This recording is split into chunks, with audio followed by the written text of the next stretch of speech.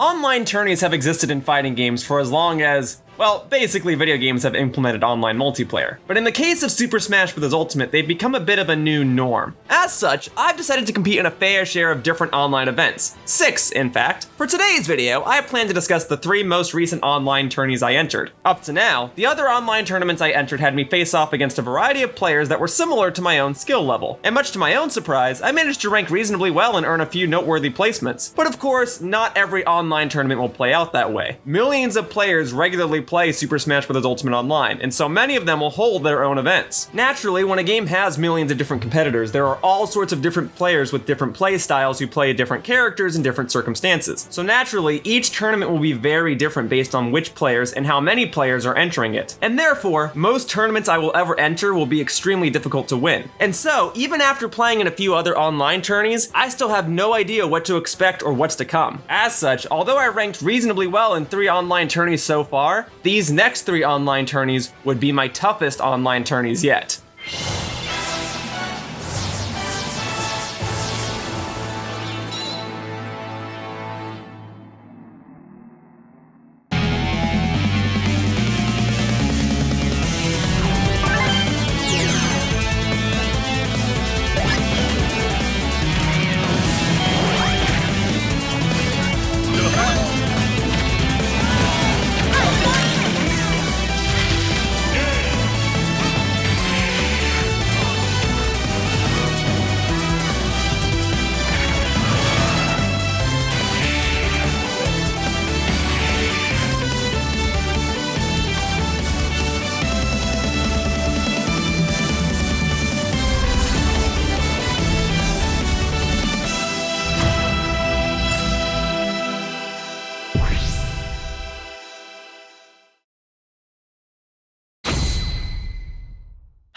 Humans, I'm Yoshiller, and welcome back to Super Smash Bros. Ultimate Road to Sakurai. Today's video is a continuation of the previous video. Yeah, that's right, a continuation. I don't normally do 2-part connected episodes in this series, as I like to make each video its own standalone topic. However, I wanted to create a general video where I talked about my online experience in Super Smash Bros. Ultimate. Namely, I wanted to talk about my first set of online tournaments. The original plan was to discuss 6 tournaments in one video, but that wound up making the video way too long, so I decided to split the video instead. Regardless, you shouldn't need to watch the previous video to understand what's going on in this video. In theory, watching the previous video will help for some extra context, but otherwise, I'm just discussing 3 specific tournaments in this video. Even so, I just wanted to make it clear that this episode of Road to Sakurai is the second part of a video that has now been split into 2 parts. The previous episode had me discuss the first 3 online tournaments I ever entered, including one of Nintendo's very own official events. This video will focus on 3 tournaments that took place after the release of Min Min as a playable fighter. And in case you don't already know, I tend to use Min Min pretty regularly now. In fact, the first tourney that I shall be discussing in today's video was supposed to occur on the day of Min Min's release. Much like when Banjo was released when I first played as him, I wanted my first time playing as Min Min to take place during an official tourney match.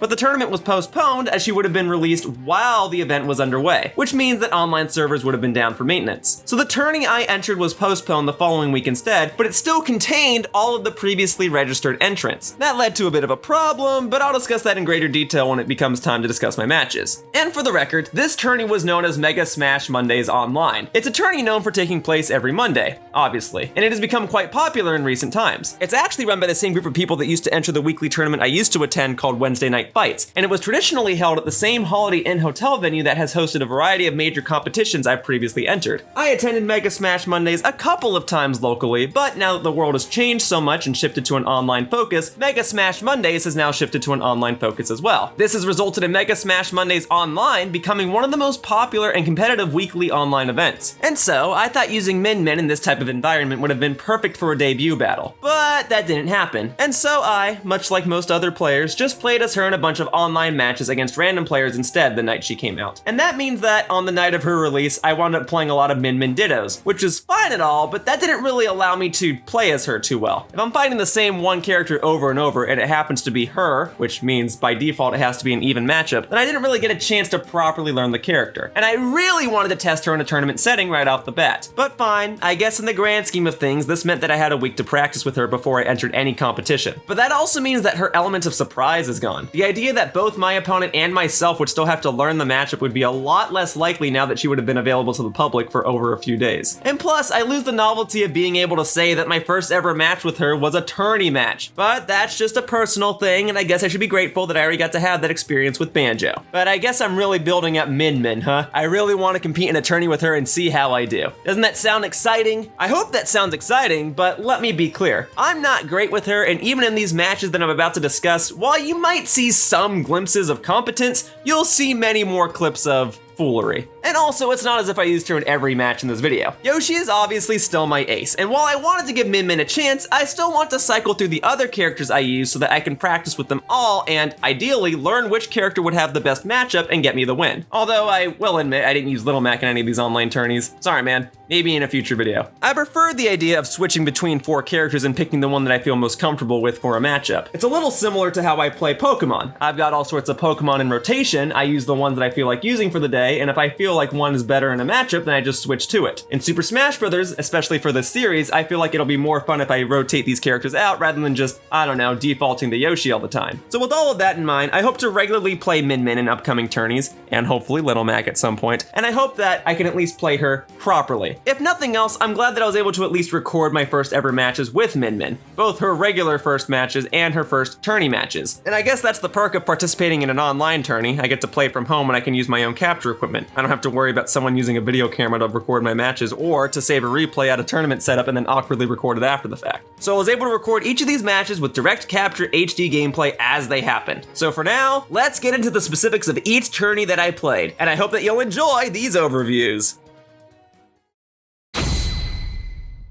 So Mega Smash Mondays Online is a very popular weekly online tournament. This tourney was originally slated for one date, but then was postponed for a week, which means that it had 2 weeks worth of participants, basically. All the entrants that registered for the tourney 1 week, plus all sorts of new entrants that would register for another week, were all put together in one big tournament bracket. And since this was the first Mega Smash Mondays Online event to occur after the release of Min Min, this meant that there wound up being over 500 entrants. 555 to be exact. That's pretty big for a tourney that started out as a local and then shifted to online, eh? It's also worth noting that Mega Smash Mondays Online does follow a traditional double elimination bracket, but Mega Smash Mondays has also historically had a resurrection bracket for players that may just want to play one more round. As a bit of a spoiler, I did play in the resurrection bracket, but I won't be discussing it in great detail for this video. In fact, I can just summarize the entirety of the resurrection bracket right here. Most players either didn't show up or didn't want to play after losing in the main tourney, so thanks to the qualifications alone, I made it into the top 32 of the resurrection bracket. And although I have made it far into a tournament thanks to players getting disqualified in the past, this is kinda embarrassing. It doesn't really amount to anything, and I pretty much just waited around for 2 hours just so that I could basically get a participation award. So that when I finally did get to play a match, I basically lost immediately. So yeah, discussing this resurrection bracket doesn't really lead to an entertaining video, so I'm just gonna focus on the main stuff. And even during the main event, a lot of players were disqualified. I'm not certain if this is because a lot of the players that were in this tourney registered for the tourney a week beforehand and then forgot to participate again the week afterward, but this meant that matches that were slated to start around 15 minutes after the event started wound up taking nearly an hour to actually begin after the event started. Normally at a tournament, you have about 15 minutes to start your match, and if your opponent doesn't show up, they are disqualified and you advance to the next round. But given the circumstances of this tournament, players would wait an hour for their opponent to show up, and then you finally get to play your match. It's also worth pointing out that because everything's set online during these times, you have to wait at your computer during the entire duration of the event. You have to be sure that you're there to click on the little check-in button when it's time to actually start your match. So even if you wait an hour or two for it to finally be your turn to play, if you're absent for 2 or 3 minutes when you're supposed to click on the check-in button, you're disqualified. So you are basically sitting at your computer for an hour or two to click on a little button so you can finally start your match. Suffice to say, it just kind of puts you in a bad mood by the time you finally do get to play your match, and then when you do play your match and you lose, you basically feel like you wasted your time. And if you win, you're set to waiting again. In case you couldn't tell, I'm not a big fan of online tourneys. It's not necessarily Mega Smash Mondays' fault, this is a fault of major tourneys in general, but just because there were so many players at Mega Smash Mondays, this problem was further amplified. And it makes me kinda not want to participate in more online tourneys in the future, but we'll see how things go. Anyway, my first opponent never actually showed up. And since I was already seated well and placed into the second round by default, that meant that I automatically advanced into the third round of this Mega Smash Mondays online tournament. I guess that's kinda neat, but that means that I still haven't played the game, I'm waiting around for an hour, and now I'm in round 3 of the tournament and I'm not even able to use Min Min yet. I just want to play as Min Min in a tourney and do decently well with her, darn it. Well, finally my first tourney match started. Now that I was in round 3, my first opponent was a player named Hellflex. I was still dead set on using Min Min in this tournament, so I started with her and Hellflex chose to play as Pokemon Trainer. And Hellflex was quick to run in with Squirtle and land some nasty combos on me. He certainly knew how to keep me on edge and he certainly knew about Min Min's disadvantages. And it was at this moment that I realized I was in a bad spot and starting with Min Min was a bad idea. He definitely knew how to play as each of Pokemon Trainer's Pokemon and I was still learning the basics of Min Min. I wanted to learn how to get out of these scenarios and the best way to practice with her was to play in a tournament setting, right? So I asked for this. And Hellflex knocked me around and I kept trying to get away from him and he just kept pinning me down. But the part where I really struggled was actually getting up from the ledge. And Hellflex realized that. He read me like a book and took off my first stock with ease. And from there, how would I summarize the rest of the match? Well, I got to practice DIing, which is good, and I did get a stock off of Hellflex at one point thanks to a grab, so I wasn't completely helpless. But yeah, Hellflex proceeded to continue reading me and continue comboing me, and it became evident that I still had a lot to learn as Min Min, and that if I wanted to stay in the winner's bracket for this tournament, that I should not use Min Min for the second game. Oh, and it probably goes without saying, Hellflex won the first game.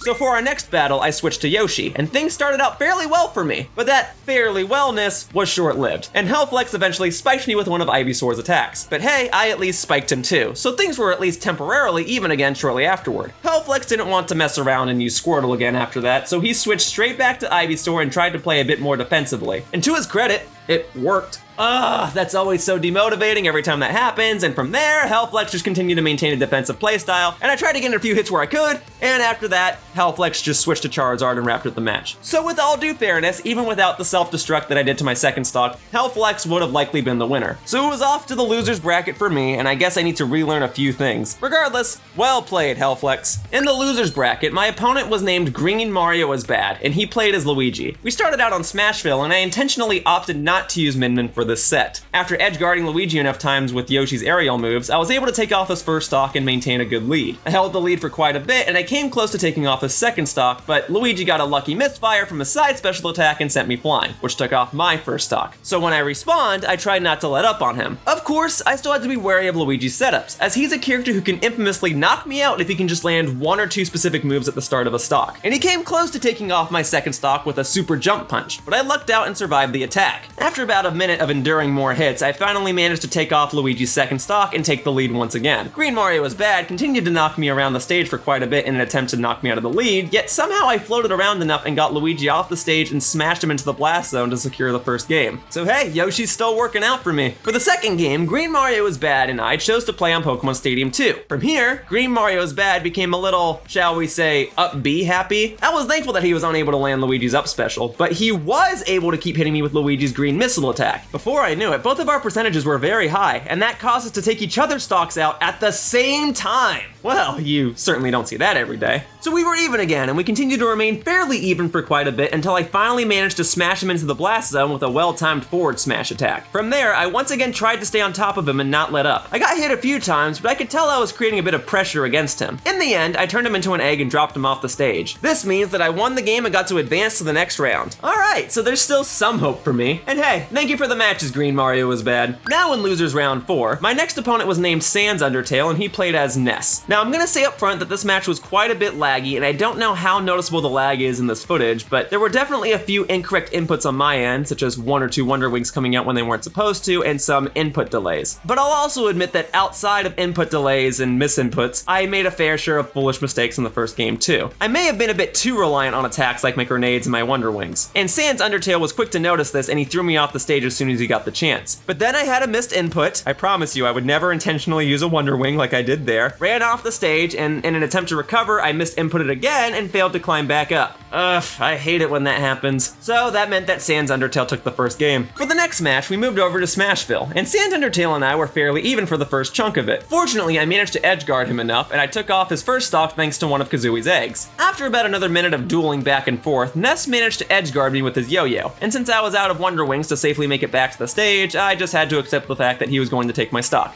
And he did. At least I had an 89% lead. And then, randomly, my opponent recovered incorrectly, which gave me an even greater lead. I don't quite know what happened. I assume because I had input delays on my end, he probably had something similar go on, but Ness was just unable to reach the ledge after he got knocked off the stage for a brief moment. Continuing on then, Ness still continued to knock me around and rack up my percentage, and I just couldn't quite get in too many hits of my own. And in due time, Ness grabbed me, threw me off the stage hard enough, and took my stock. And this time, I didn't have that great of a lead. So I proceeded to just throw out Wonder Wing after Wonder Wing, and despite how predictable it might have been, I was just hoping that one would land and the match would be over. Ness seemed as if he had enough of my Wonder Wings, and he threw me off the stage. I became nervous, as Ness could have easily won the game here, but I somehow made it back onto the stage. And then, somehow after that, I managed to land an up smash attack and win the game. Huh, I'm actually a bit surprised that I won. So for our tiebreaker match, I decided to not play as Banjo. I chose to go back to Min Min. My logic at the time was that, at this point, I'm already in losers round 4 of the tournament. I wasn't quite sure if I was enjoying myself because of the lag and the amount of time it took to start each match, and I still wanted to practice with Min Min. This was her debut tourney after all, and I only got to use her in one game. And even then, that one game didn't really feel like proper practice. So despite winning the previous game as Banjo, I still wasn't feeling all too confident with him, and I still wanted to practice more with Min Min. Was this a good idea?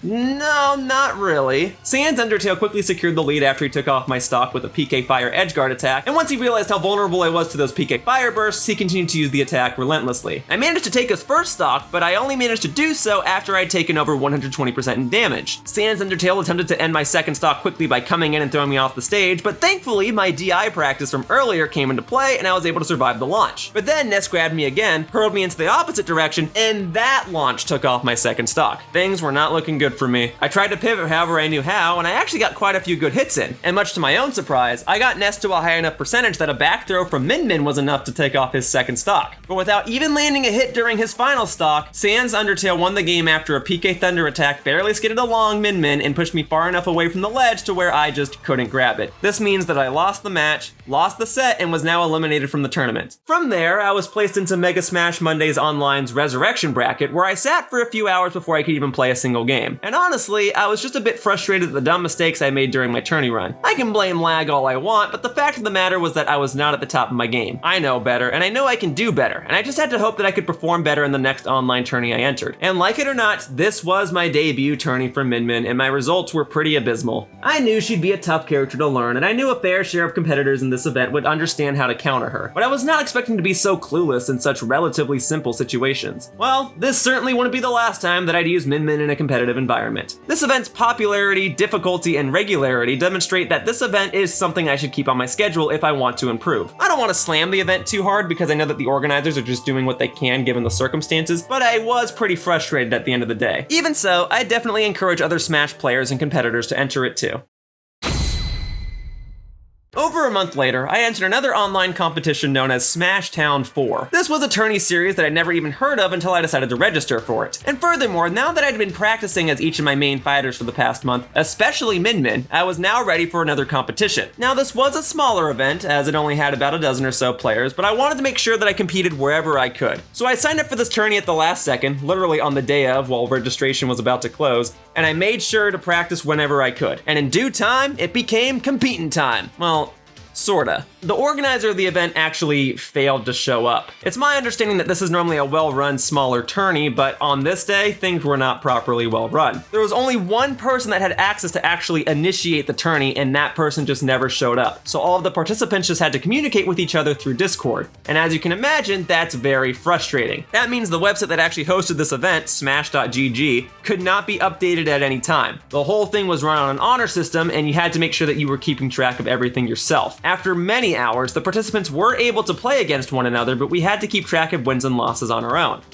Yet another reason why I'll always prefer local events to online events. Oh, and the other thing was that the organizer of this tourney had his DM set to friends only, so nobody could actually ping him. I also just can't believe that none of the moderators or organizers of this event had any official way to start each round or contact the leader of the event, but it is what it is. But alright, I at least got to enter another online tourney, and I at least got another chance to try and use Min in a competitive setting. When I finally did come in contact with my first opponent, Play-Doh, he opted to play as Ridley and I played as Min. At this point, I had hoped that my knowledge of Min's playstyle would be decent enough to help me win a tournament match, and I figured that it'd be best to start my first game with her and see how she'd fare. And my edge guarding against Play-Doh's Ridley was fairly straightforward, but fairly on point, which allowed me to take his first stock. I admit that throughout the remainder of the match, I didn't play Min to her full potential, and I continued to make many mistakes. But I also don't know if that's just because I'm not playing Min in her intended playstyle, or if I am, and I just have to accept the fact that some basic maneuvers will just take her out. What I'm saying is, when Min is in a disadvantageous state, I really don't know how to get out of it, and my opponents really know how to take advantage of that fact. However, when Min is in an advantageous state, I can generally do okay and put pressure on my opponents, but I'm not as good at putting pressure against them as they are at putting pressure against me. Maybe it is just Min's playstyle, and I just have to avoid being in situations where I'm off the stage for more than half a second. With both of us down to our final stock of the game, I tried to get Ridley over to the edge of the stage as quickly as possible. At least there, I'd have some sort of advantage. But Ridley's fireballs, for as predictable as they might be, were walling me out. So I switched Min's arm to the heavy-hitting Megawatt and smashed Ridley with it. This knocked out the Space Pirate and allowed me to win the first game. So huzzah! I finally won a tournament game with Min, even though I couldn't properly report it on a website at the time. For the next match, we moved over to Smashville, and once again, I tried to keep Ridley on the edge as frequently as I could. Min's long arms allowed me to play more defensively rather than aggressively, so I could safely edge guard from a distance. I guess this match also did a good job at demonstrating that I've gotten better at recovering, as I wasn't gimped in this match like I was in the previous games where I played as Min. Well, finally, each of us racked up plenty of damage against one another, and Play-Doh managed to keep me far enough away from the ledge during one of my recovery attempts. He took the lead, and it took me a moment to bring the game back to an even point again. I was able to throw Ridley at one point, which was able to power up Min's Dragon Arm, and I used the boosted power to keep Ridley off stage and knock him into the blast zone. I then tried to maintain my distance, and I tried to not let Ridley's fireball attacks mark the end of me. After getting knocked around a fair deal of times, I reached over 200%, meaning that even a single poke from this guy could send me flying. But it also meant that thanks to Smash Ultimate's rage mechanic, a single hit from a powered up Dragon Arm would be enough to send Ridley flying. We continued to bop each other a little more, and then I used Min's down tilt attack to slide underneath Ridley. He was knocked slightly into the air, which lined up perfectly for Min's up smash attack, and I landed the hit and won the game, and therefore won the set. Thank you for the matches, Play-Doh. My round 2 opponent never showed up. And as you can imagine, in a tournament where everything needed to be run through Discord because matches couldn't be properly reported, this led to some confusion and a lot of waiting time. Eventually, everyone decided that my round 2 opponent should just be disqualified from the tournament, and after attempting to keep track of everything, we decided that my next opponent should be a player named Mochi. Mochi and I started our match, and Mochi forgot to turn off stage hazards. And that's unfortunate because I felt like I was really wailing on him. And it doesn't help that I was already frustrated by the overall lack of professionalism displayed by this event, but even so, Mochi and I just agreed to start fresh and have a new round 1, which is unfortunate for me because he'll know my tactics and or I just might not get as lucky. So technically, I'm only in the first game of this round, and I already feel like I'm playing at a disadvantage. So for the real first game of the third round, Mochi used Hero and I used Banjo. And fortunately for me, I still managed to hold my ground fairly well. I got Mochi into a pretty rough edge guarding spot early on in the match, and that led me to dealing nearly 90% worth of damage toward him. He used his last bit of NP to activate Acceleratl, and just as he started to dash around, I used Wonder Wing after predicting that he'd immediately try to come at me with some fast attacks. But at this point, I'd used up all of my Wonder Wings. This led to a situation on the next portion of the match where I wanted to use my Wonder Wing again, but I hadn't realized that I'd used them all up, and therefore I was punished and lost my first stock. We continued to trade blows for a bit, and finally I took off Hero's second stock after I saw an opportunity where he'd have to recover at a weird angle, and I used Wonder Wing toward the edge of the stage and managed to deal enough knockback to smash Mochi into the blast zone. I then managed to get Mochi back into another disadvantageous state when I constantly edge guarded him. So I survived for a bit longer until Hero finally hit me with his sword. My stock was gone, but as soon as I respawned, I landed an up smash attack and took off Hero's final stock. So thanks to Banjo, I managed to win my first game of the set. For the second game, we played on Final Destination. Mochi took the lead early on due in part to his quick top decking maneuvers. He dealt over 116% damage to me pretty swiftly, but an opportunity for me arose when he tried to use Hero's Magic Burst attack. This attack exhausts all of Hero's MP in exchange for dealing enough damage to an opponent that will normally destroy his or her stock stock regardless of where he or she is on the stage. But thanks to one of Kazui's eggs, I was able to hit Hiro while I used the attack, which meant that I was alive and all of his MP was gone. He still took off my first stock shortly afterward, but once I respawned, I made sure to stay on him and ensure that I could deal enough damage to him before he had a usable amount of MP again. He managed to hold a strong lead and his MP was nearly fully replenished. I was lucky enough to be able to land a Wonder Wing on him, and that was enough to take off his first stock, but I still had a lot of work to do if I wanted to win this game. I tried to space my projectiles where I could, and to try and mix things up and remain agile, I consistently used Banjo's up throw attack in hopes of being able to land a more powerful follow-up attack. It didn't really work, but it at least helped the game maintain a fast pace. Mochi then managed to activate Accelerado and Psych Up, and that allowed him to run off the stage, slash me once, and take my stock. After a few more tricky tactics, I managed to grab Hiro, bury him, and take off his stock with Banjo's up tilt attack. I got a few more mix-up throws against Hiro, and I don't think I'll try this sort of tactic again in the future, but this led to me getting Hiro off the stage for a brief moment. And while he climbed back up onto the platform, I hit him with Banjo's forward smash attack and took the game. Cool stuff. Thank you for the matches, Mochi. This placed me in round 4 of the tournament, which was also winners finals. This meant that matches were now played in a best 3 out of 5 set instead of best 2 out of 3. For this round, my opponent was named Siege, and he played as Ike. Although I managed to land the first hit of the match, Siege was relentless, and just a few quick swipes of Ike's sword were enough to take off my first stock. But despite Siege taking the lead, I wasn't too worried. I remember that Banjo's Wonder Wing can be used to gimp Ike whenever he tries to recover vertically, and so I just continued to play the match like I would have with the mindset that I could potentially gimp Ike later on. I took off Ike's first stock, and about a minute later I tried to get Ike off stage. I'm not sure if Siege knew of my gimmicky Wonder Wing shenanigans or not, but he was just not letting himself fall victim to my traps. I just couldn't get Ike in the right position. Another minute or so later, Ike took off my second stock, but on the plus side, this meant that I had another batch of Wonder Wings at my disposal. Though I quickly used up most of my Wonder Wings in a desperate attempt to try and get Ike off of me and to try to get an easy stock. No such luck. After using up 4 of my Wonder Wings, I finally took off Ike's second stock, which meant that I had to be cautious with my last Wonder Wing. It was make it or break it time. I really didn't want to use up my last Wonder Wing. I didn't want to waste it on a recovery, so Ike hit me while I was recovering and he won the game. For the second game, we moved over to the Yoshi's story stage, and we stuck to the same characters. I got a few grenade hits on Ike, but he quickly evened things up. And this time, I quickly used up all of my first stock's Wonder Wings, and Ike was still hanging in there. But then Ike attempted to use his iconic Aether attack, and he missed me and just landed in the right spot to where my up smash attack was able to poke him and take his stock. Awesome! Now I had the lead. I might have been out of Wonder Wings, but I'd get more once I lost my own stock. So now my mindset was that I just needed to rack up as much percentage on Ike as I could, so that when I finally did lose my own stock, I'd get a refresh of Wonder Wings and I could just use those to secure his second stock. In other words, I just tried to be as obnoxious as possible, but finally, Ike swooped right in and took my stock. But 64% worth of damage should be enough to make him a little concerned. I quickly threw out some more Wonder Wings, and again, Siege would just not wind up in an ideal situation for me. I gotta think he knew that Ike's Aether recovery just can't challenge Banjo's Wonder Wing, as he was almost never in a situation where he'd need to recover vertically. But I did say almost. Finally, there came an opportunity where Ike was trying to recover and he was initially going horizontally, but thanks to one of Kazui's eggs, I forced him to have to recover vertically. And with just 1 Wonder Wing left on my stock, I used it to send Ike flying. So things were even again, but at least I had Wonder Wings. I tried to refrain from using them so mindlessly this time, and this time I didn't need a Wonder Wing to take off Ike's stock. Siege went for an aggressive Aether attack and missed. I ran up to Ike and probably could have gone for a more speedy and reliable punish attack, but I went for up smash. My attack was strong enough to send Ike flying into the sky, and with that, I won game 2. For the third game, Siege and I went back to Pokemon Stadium 2, but he decided to switch to Link. A majority of the match was pretty even, and anytime Siege managed to knock me off the stage, I struggled to recover properly due to Link's barrage of well-spaced projectiles. The match came to a point where I had Link off stage and I predicted he would roll back from the ledge. However, despite making a correct prediction, I held my smash attack for too long and I was punished instead. Fortunately, I managed to properly take Link's stock just a moment later with a Wonder Wing. Link came right back in and dropped one of his bombs on me and I caught it. He then knocked me upward where I attempted to drop his bomb back on him, but he detonated the bomb, he took off my first stock, and quickly tied the game back up. He proceeded to knock me off the stage, but I turned the match around and flung him off the stage. He survived the throw and he continued to survive my edge guarding tactics, but I finally closed out his stocks by simply rolling into him after he tried to get away from me. I kept up my pressure on him, and I continued to land good hit after good hit. Siege tried to hit me with Link's up smash attack, but he missed. I then grabbed him and tried to finish the match. I missed my finishing blow, but then I used the move again just a few seconds later, and that time I landed the blow and I won the game. Game 3 goes to me. Going into game 4, Siege switched back to Ike, and we played on Yoshi's story once again. Unfortunately, my capture equipment started to glitch out during this match, so I won't be able to summarize the entire match in great detail, detail, so I apologize if some moments of this video are blurry or pixelated or something, but know that my strategy for defeating Ike remained the same as before. Make Ike try to recover vertically with his Aether attack, and then smash him with a Wonder Wing. And as luck would have it, I did take out Ike's first stock thanks to a Wonder Wing, but that was only because he left himself open in trying to edgeguard me. And once Ike respawned, I got him off stage and kept edgeguarding him with the hopes that he'd try to use Aether. He never did use it, but he didn't make it back to the ledge in one case either. I might have spooked him and he might have realized that using Aether was hopeless and he just didn't grab onto the ledge.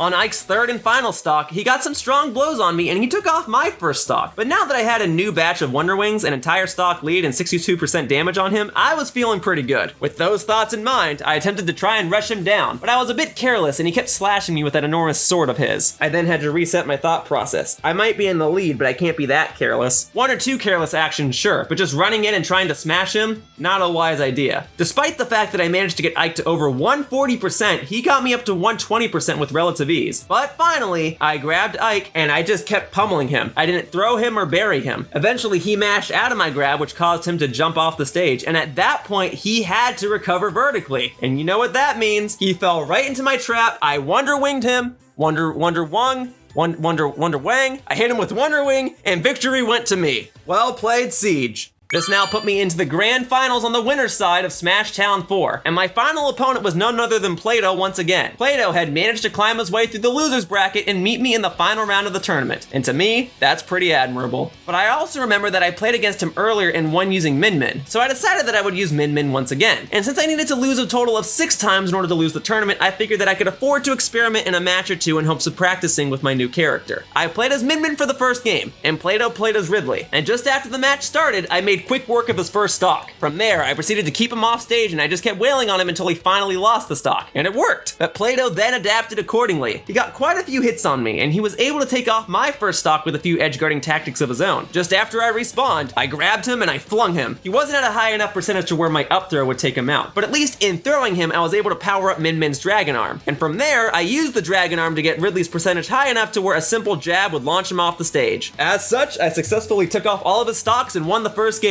On to the second game, Plato switched to Wolf, and we played on the Omega version of the Halberd stage, per my request. Going into the game, his Wolf was a bit more aggressive than his Ridley was, but I tried not to let that intimidate me. He really wanted to edgeguard me and take off my stock during my recoveries, but I just wouldn't let that happen. Instead, I did that to him. He attempted to recover his Wolf, and I hit him with Min Min's charged up Ram attack. I continued to hold my ground a bit, but once Wolf's side special hit me, I lost my first stock. When I respawned, I tried to get him off stage in a swift fashion, and as soon as I had done so, I just kept edgeguarding him and edgeguarding him, and once he got back onto the stage, I grabbed him and threw him, which allowed me to power up Min Min's Dragon Arm, which then allowed me to close out his second stock. But Plato came back in a fierce manner. He really wanted to even up the game again. I got some hits in, yet Wolf managed to get me off stage. I recovered back to the ledge, and I waited for a moment to see if I could roll back onto the stage in a safe manner. But I waited too long, and Wolf was able to use his down smash attack to take off my second stock. So from there, I switched Min Min's arm to the Megawatt, and I got in a few heavy blows. They weren't enough to take out Wolf and finish the game, but they were at least able to keep him on edge. When I got Wolf back off stage, I switched Min Min's arm back from the Megawatt to the Ram, and I was able to properly space the attack and smash Wolf while he was recovering. This allowed me to win the second game. Now we're in game 3, and it's championship point for me. I stayed as Min Min, and Plato switched to Marth. We played on the Battlefield version of Lilac Cruise, and Plato utilized Marth's swift sword movements to keep me on my toes. But he might have been a little too ambitious. He knocked me off stage, and he tried to follow up and defeat me in the air. But he missed his attacks and went a little too far out into space. Because of this, he was unable to recover back onto the platform, and he lost his first stock. Upon entering his second stock, Plato resumed his speedy and aggressive behavior, and while he did get some more hits on me, he did leave himself open in 1 or 2 instances. And I tried to use those 1 or 2 instances to punch him and take off his second stock. And the more I fought him, the more I realized I was more comfortable fighting Marth with Min Min than I was fighting Ridley. He was successful in his next edgeguarding attempt as he caught me with the tail end of Marth's side special attack, and more importantly, he hit me with the strongest part of Marth's sword, so there was really no way I could recover from that blow. But once I came back in, he tried to edgeguard me again, but I recovered and he didn't. He plummeted to his doom and lost his final stock. So he lost the game, meaning I was the victor. And because I won this game, that means I won the set. And because I won the set, that means I won the tournament. Wait, yeah, I finally won an online tournament! Woohoo! Woo! Oh yeah, but that's right, the organizer of the entire event wasn't even there to witness it. In fact, had I not recorded my matches, it would have been highly possible that very few people would have actually known that I won this event. I am, however, happy to say that the organizer of this event finally showed up several hours later and properly documented our scores. Thank goodness I was able to keep track of everything. I don't want my first tournament victory in this series to be forgotten. Though some people might say, does this tournament really count? Is this really a victory worth celebrating? Well, I don't really have an answer. It was definitely a much smaller tournament.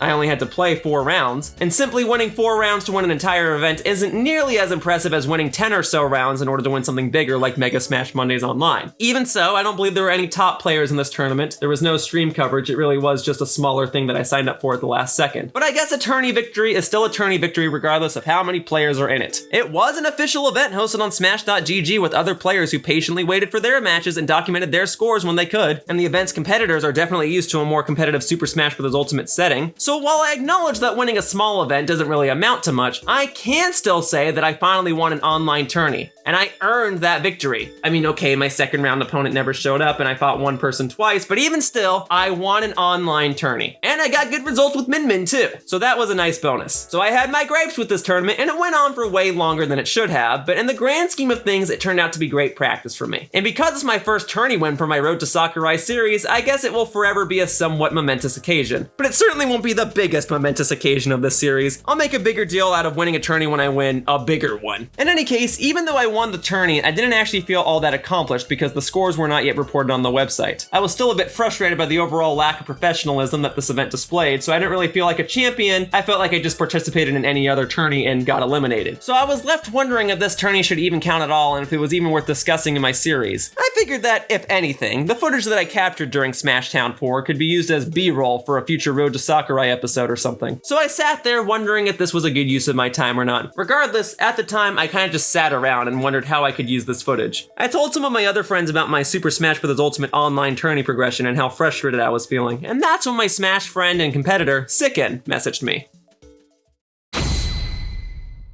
So far, I've competed in 5 major online Super Smash Bros. Ultimate tourneys. 2 of them were part of the Lockdown series, as hosted by my friend Sicken. Sicken has been regularly competing in Super Smash Bros. Ultimate, and he has been regularly hosting the Lockdown series of tourneys for players such as myself who just want to compete in some online competitive events. In the past, I've placed reasonably well in some of his events, and I figured I was now ready to compete again now that some time has passed. So, for the 3rd time, I entered another Lockdown series tourney. Starting the tourney off, I was immediately placed into the 2nd round of the event, and since the amount of players was a little low, this meant I was already in winners quarterfinals. I know that there's something to be said about just entering a bunch of these smaller tourneys, but again, I'd like to remind you that this Lockdown tourney I entered took place on the same day as the previous Smashtown 4 tourney I just participated in. So of course there's only going to be so many players, and we all registered at the last minute. Even so, I suppose I should be glad that I immediately got to start in winners quarterfinals. My first opponent was named Levin, and we both decided to start off as Min Min. Min Min Dittos aren't exactly my cup of tea, but she is the new hotness, and for better or for worse, I need to get used to this Ditto matchup anyway. Plus, since I still wanted to practice with Min Min in all sorts of matchups, I was determined to use Min Min at least once in this tourney anyway, and I figured it was best to just start off with her. But the thing with Min Min Dittos is that it's very easy to gimp Min Min with Min Min. This results in most Min Min Dittos just being laser fests. The first person to attack the opposing player from a distance will immediately have the advantage. As such, Levin and I just kind of kept flailing our arms about, and I continuously managed to keep him far enough away from the stage to prevent him from recovering. This led me to win the first game. Sorry, I know I try to go into more detail about each of these matches, but there just wasn't much to say about this first game. The second game, however, that's a bit of a different story. Levin switched to Robin, and we moved over to Pokemon Stadium 2. Merely flailing my arms at him as Min Min wasn't going to be a sufficient tactic on its own, and Levin seemed to know that. He approached me with all sorts of attacks that caused me to struggle to hit him in the first place. I just couldn't quite find my footing. He kept up enough pressure against me to take my first stock, and when I respawned, he just wouldn't let me even the score. He kept keeping me back with his projectiles, and he quickly racked up my percentage. There came points where I was close to edge guarding him, but Levin just kept making it back onto the stage. I even tried to up throw him to try to take off a stock that way, and he still survived. Alas, he got my second stock off after he landed a fully charged special attack, but I was swift enough to come back in and take off a stock of his. But I still had a lot of work to do, and Levin made it so that I couldn't get my work done. He kept landing hit after hit, and things were looking dire. He knocked me off the stage, but I was able to successfully recover recover. But then, in figuring out how I should get back onto the stage, I hung onto the cliff for just a moment too long, and Levin utilized a down smash attack to send me flying. And I survived! And I hung in there a bit longer, and I took off his second stock. Hey, maybe there was a chance. Maybe I could bring this back. Maybe I could defeat another character as Min Min. Oh, never mind. Very well. I had to accept the fact that perhaps Min Min was not going to be a great matchup against Robin. At least not right now. So for our third and final game, I switched to Banjo and we played on Smashville. Things started off a bit better. I was able to tech chase Levin accordingly, and being able to play with projectiles on my own end was a huge help in having me properly space myself. At one point, he knocked me into the air, but on the way down, I smashed him with a Wonder Wing. Despite this, I was close to losing my stock, so I tried to strike a balance between shielding and, as players might say, going ham. During one of Levin's recovery attempts, I was able to keep up pressure against the ledge, and I tried to mess him up with one of Banjo's recovery platforms. I used the platform as a projectile attack to try and knock him a few inches away. And this did mess up Levin, as he accidentally grabbed one of Robin's disposable books instead of the ledge, thus causing him to fall to his doom. After he returned, he proceeded to hit me at a weird angle, and it was enough of a weird angle to cause me to become unable to recover to the stage properly. From there, it was 2 stocks to 1 stock, and I might have tried a bit too hard to end the match quickly when I really didn't need to. Levin didn't seem to have much of a problem getting me to above 100%, and shortly afterward he was able to tie things up. I once again attempted to end the match in a speedy manner, so I grabbed him, buried him, and kicked him. But he survived! But then on his rebound, I was able to Wonder Wing him and properly win the game! Whew. Alright, thank you for the matches, Levin. And because it was semifinals, matches here were played in a best 3 out of 5 rule set. And once the winner's semifinals began, I played off against a player named Snaxo. I started as Banjo and he played as Meta Knight. We started off being extremely aggressive toward one another. Fortunately for me, we were both off stage and Meta Knight fell to his doom while I survived, so I had an early game lead. Snaxo again tried to maintain an up-close, in-your-face playstyle, and I tried to match him. Meta Knight may be a sword fighter with some disjoints, but he still lacks range.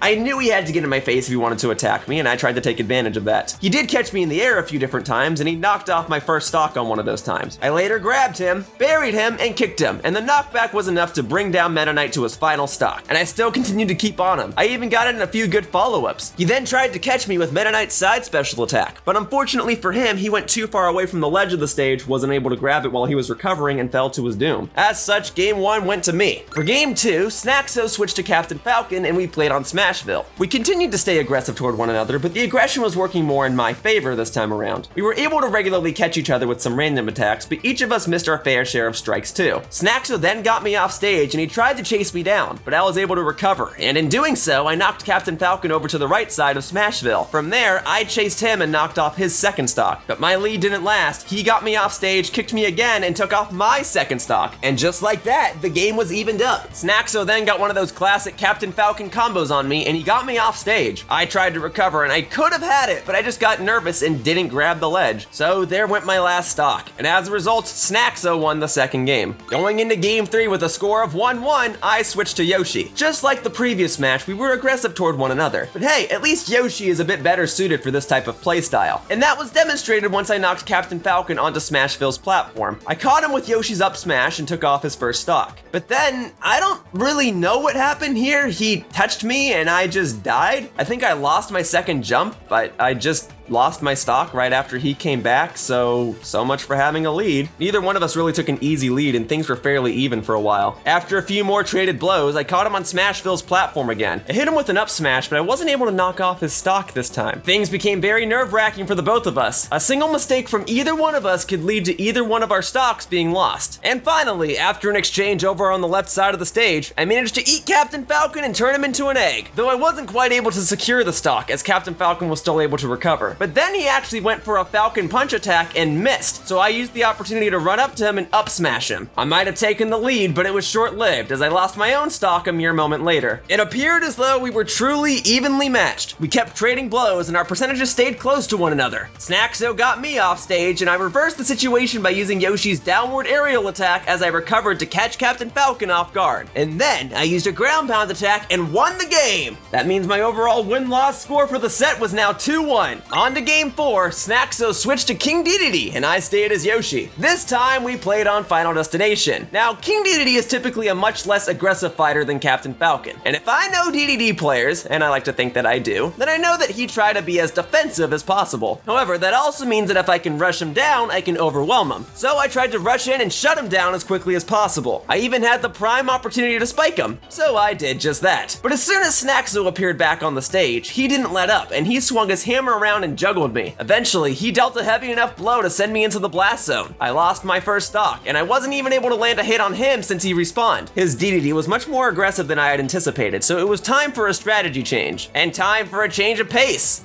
Literally, the match started lagging. I tried to fight through it, but let me tell you, fighting any sort of character with a projectile in the lag is one of the most obnoxious things ever. Sadly, I was only able to get the guy to about 70% before he took off my second stock. I tried not to be so obvious for the remainder of the match. Sometimes I would just stay there and shield instead of going for aerial attacks, and on a few different attempts I tried to spike Dedede, but I just couldn't quite do so. Dedede was just dealing massive blow after massive blow to me, but finally my spacing worked out and I knocked off Dedede's second stock. But being over 100% against a heavy hitter like Dedede is never a safe situation to be in. It was scary. I'd get a good string of attacks in, but then one little swoop from Dedede would send me flying. But I couldn't give up yet. I just needed one good hit and I could win this. So I got back on stage and I kept kicking Dedede until he got sent off to the right ledge. I then jumped off after him and I successfully hit him with Yoshi's big old foot. This allowed me to win the game and therefore the set. On to winners finals for me. Thank you for the matches, Snaxo.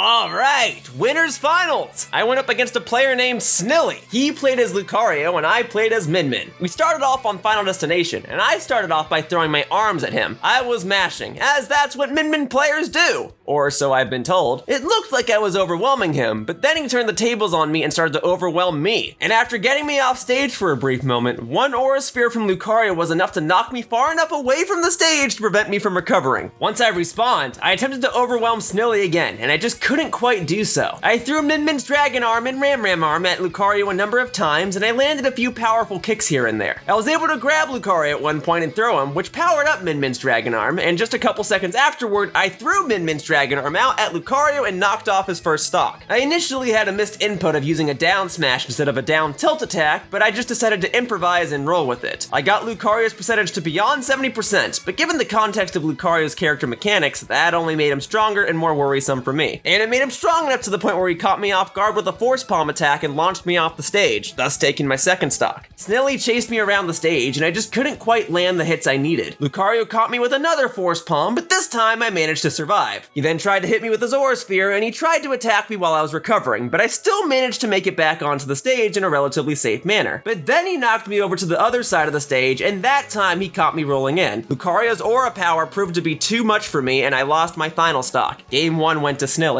For game 2, I switched to Banjo. I started with a strong chain of attacks, but once Snilly started to land a few hits against me, I started to get a bit nervous. Any moment I was off stage, he could easily launch that aura sphere of his, so I had to be careful. I found it best to avoid chasing him off stage in fear of him reversing things on me, and instead, I tried to knock him out using some of Banjo's other simple tactics. Lucario started to grow too powerful, and his aura spheres were stopping me in my tracks, and a powerful forward smash from Lucario knocked off my first stock. So I came back in, and I tried to scare him with a grenade. Then I grabbed him and buried him. I caught him with Banjo's up smash attack, and that evened the game. We each traded blows, and each of us got a few combos in, but in chasing Snilly, Snilly used Lucario's forward smash attack, and he caught me with it. I lost my second stock, resulting in Lucario having a promising lead, and Snilly was quick to rack up my percentage on my last stock too. He seemed keen on trying to read my moves, and he went for a counterattack. Fortunately, I spaced myself out just right to catch Lucario's counterattack with Banjo's up smash attack. So basically, I countered a counter. We had ourselves a bit of a close combat situation, a little too close for comfort. I tried to focus, and I was landing good hits, but each good hit I landed only made Lucario stronger, so I needed to make sure that I wrapped up the match sooner rather than later. I had to be very careful, and it appeared that I was just careful enough, as Lucario went for a counterattack, and that left him wide open. So I grabbed him, buried him, and kicked him. That gave me the win. For game 3, Snilly and I stuck to the same characters, and we moved over to Kalos Pokemon League. I started off strongly, and I landed some good hits, and I was able to maintain my distance. Snilly was quick to tie up the game, although a tie game for Lucario technically still gives him an advantage. Lucario's attacks were becoming huge, and I didn't quite know of a safe way to land back on the stage without getting hit by one of his aura spheres. Sure enough, Lucario caught me in the air and kicked me, causing me to lose my first stock. But I knew that once I respawned, if I could just grab him, I could potentially turn this all around. After taking a few more hits, I did grab him and I threw him off the stage. He didn't launch as far as I hoped he would have, but I was able to follow up by catching him during his recovery.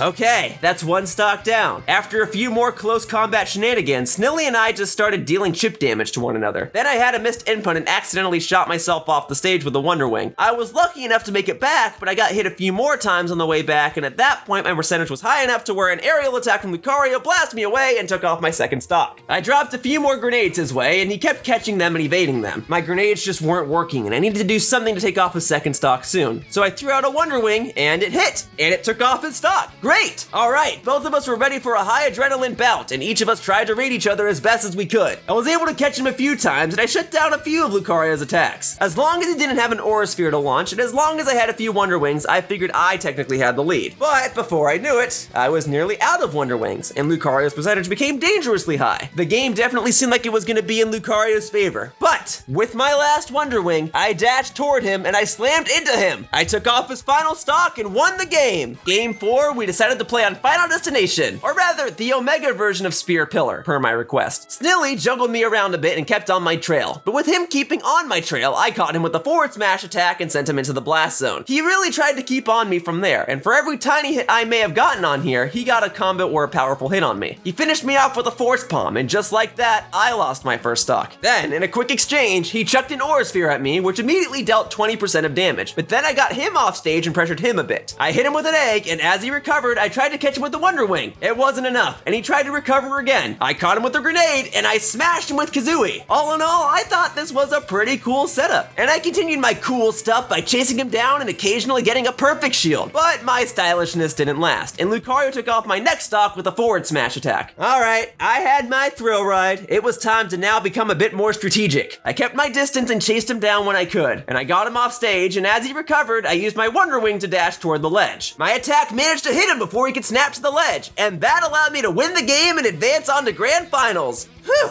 glad that's over.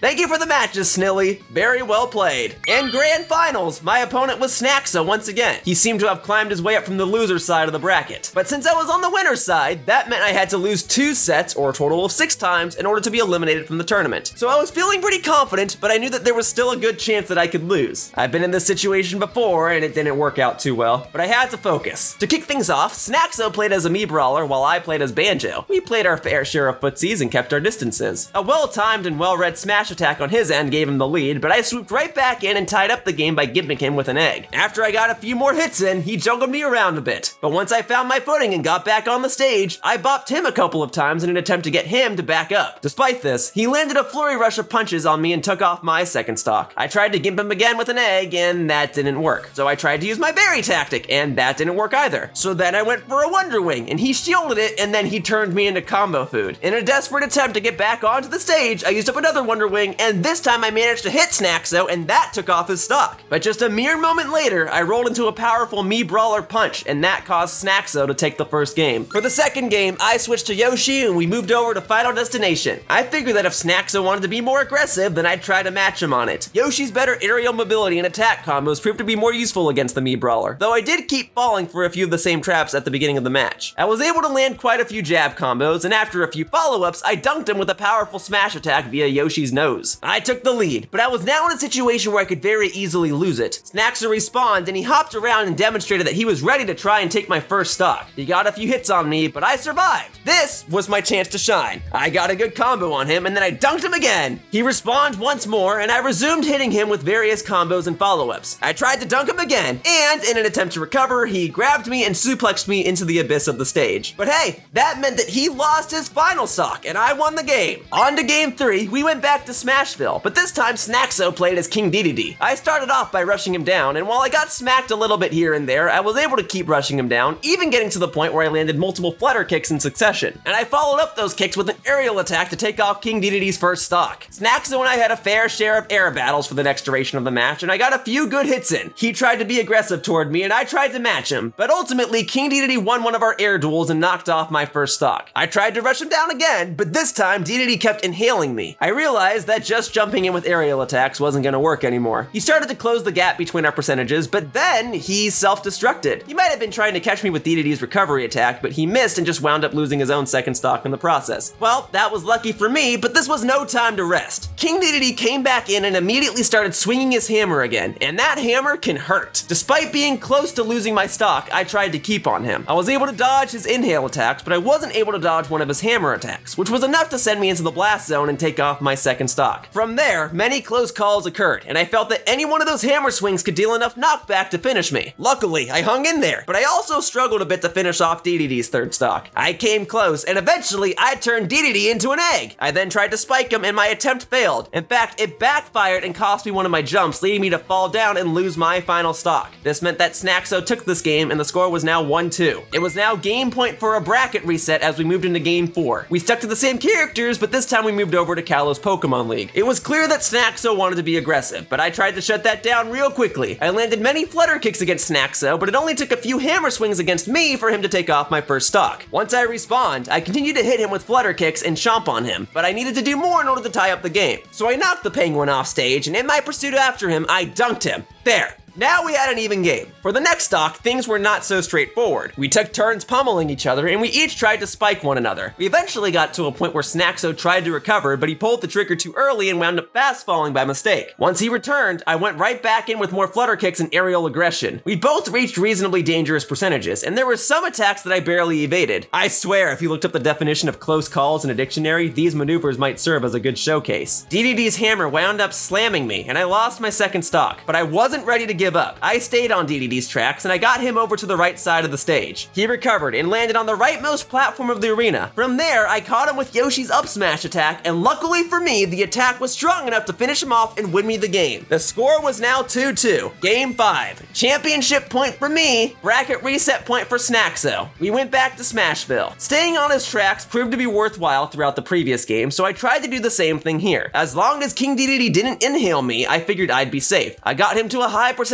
pretty early on, but I had trouble actually taking off his first stock. I was able to hit him plenty of times, but I was unable to secure a powerful enough blow just to take that stock. I luckily managed to get DDD's stock after he was off the stage for a brief moment, and I chased him enough to where the tip of my foot tapped him into the blast zone. DDD caught me during one of my pursuits and took off my first stock, but now that he was at nearly 100%, I saw no reason to back away from my rushdown tactics. So I chased him some more, and I got him off the stage. There came a point where DDD was re-grabbing the ledge, and I used that opportunity to down smash him. I landed the attack, but the knockback wasn't enough to take off a stock, so I jumped off the stage and finished the job with an aerial attack. And now I had an entire stock lead. I only needed to take off one more stock from Snaxo in order to win this tournament. Then I got some flutter kicks in, and then I got a good smash attack in. And when he tried to recover, he almost spiked me with his own weight, but it failed. And then I smashed him again, and he still survived. But I saw it. I saw victory. It was in sight. So I jumped off the stage and I went for a dunk attack and I landed it. Victory went for me, and that means I won this Lockdown Series tournament. And that also means that I won another online tourney on the same day as the previous one too. Sure, this was another online event and one with only a dozen or so players, so I don't know if this should count as a major victory or not, but my point still stands. I worked my way through plenty of competent and skillful players in a variety of sets, and each one used a variety of characters, and I played on a variety of different stages in a variety of different circumstances. I had to work my way to the top, and I had to win multiple different sets in order to properly achieve victory in a tournament. So despite there being a lower overall skill gap and a lower number of players, I was still able to climb my way to the top in this competitive setting, and I can still say that I have now won 2 online events. It'd obviously be a bigger deal when I win a larger and more major event, especially if it was something like Mega Smash Mondays, but for the time being, I'm gonna take this tournament victory in stride, especially since I won it on the same day as winning another previous tourney.